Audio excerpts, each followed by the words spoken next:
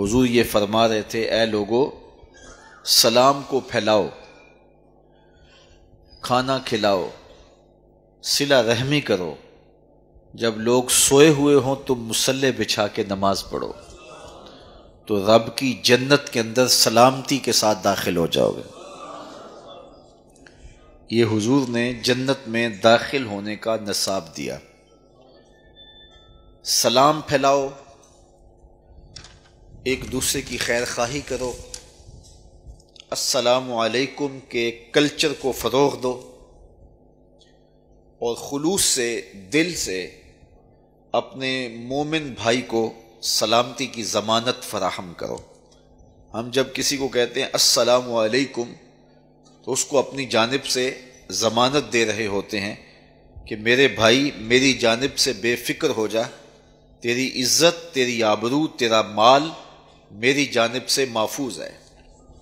اور وہ جواباً کہتا ہے وعلیکم السلام، اگر تیرے جذبات میرے لیے یہ ہے تو پھر سن لے، میری طرف سے تیری عزت بھی محفوظ ہے، تیری آبرو بھی محفوظ ہے، تیرا مال بھی محفوظ ہے، تیری جان بھی محفوظ ہے۔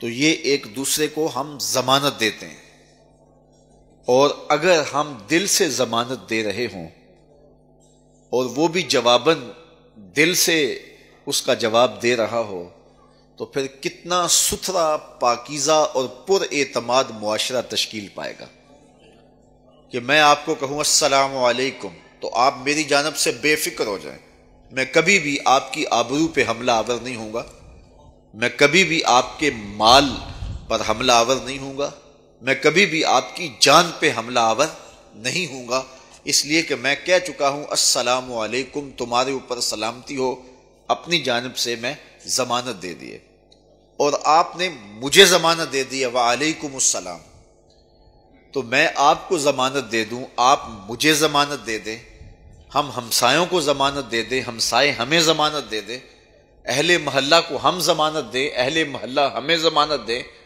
بستی کے لوگ ہمیں ضمانت دے دیں، ہم بستی کے لوگوں کو ضمانت دے دیں، شہر کے لوگ ہمیں ضمانت دے دیں، اور شہر کے لوگوں کو ہم ضمانت فراہم کر دیں، رشتہ داروں کو ہم ضمانت دیں، وہ ہمیں ضمانت فراہم کریں، تو مجھے بتائیں کہ کتنا پر اعتماد معاشرہ تشکیل پائے گا، کتنا اچھا معاشرہ تشکیل پائے گا۔ جب ہم کسی کو کہتے ہیں السلام علیکم تو پھر ہم اس کو ضمانت فراہم کر رہے ہوتے ہیں۔ ایک شخص کو سزائے موت ہو گئی تو اسے پوچھا گیا زندگی کی آخری آرزو کیا ہے؟ تو اس نے کہا میں ہارون الرشید سے ملنا چاہتا ہوں، بادشاہ وقت سے ملنا چاہتا ہوں۔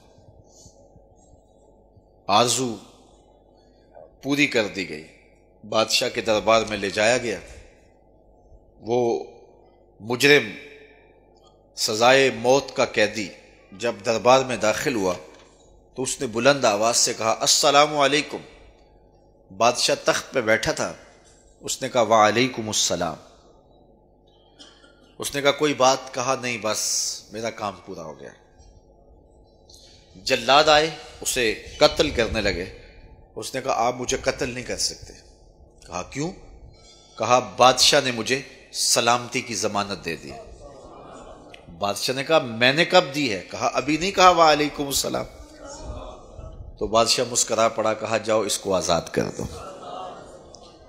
تو جب ہم السلام علیکم کہتے ہیں تو ہم ضمانت دے رہے ہوتے ہیں، تو ایک دوسرے کو ہم السلام علیکم بھی کہیں، ہاتھ بھی ملائیں، بغل گیر بھی ہوں، اور ایک دوسرے کی جڑیں بھی کاٹیں، تو ہم نے سلام لیا ہی نہیں۔ تو حضور علیہ السلام اپنی امت کو یہ تعلیم دے رہے ہیں کہ سلام کے کلچر کا فروغ کرو، لوگوں کو سلامتی کی ضمانت دو، اس چیز کو پھیلاؤ، اور یہ تحیۃ المسلم ہے۔ اور کسی کو ہم جب ملتے ہیں تو پہلا قول ہی ہمارا السلام علیکم ہوتا ہے۔ پتہ نہیں لوگ اسلام پر دہشت گردی کی تہمت کیسے لگاتے ہیں۔ اسلام تو ہمیں تعلیم ہی دیتا ہے جب ملو تو السلام علیکم کہو۔ تو اسلام تو سلامتی کا دین ہے، اسلام تو امن کا دین ہے، اسلام تو محبت کا دین ہے۔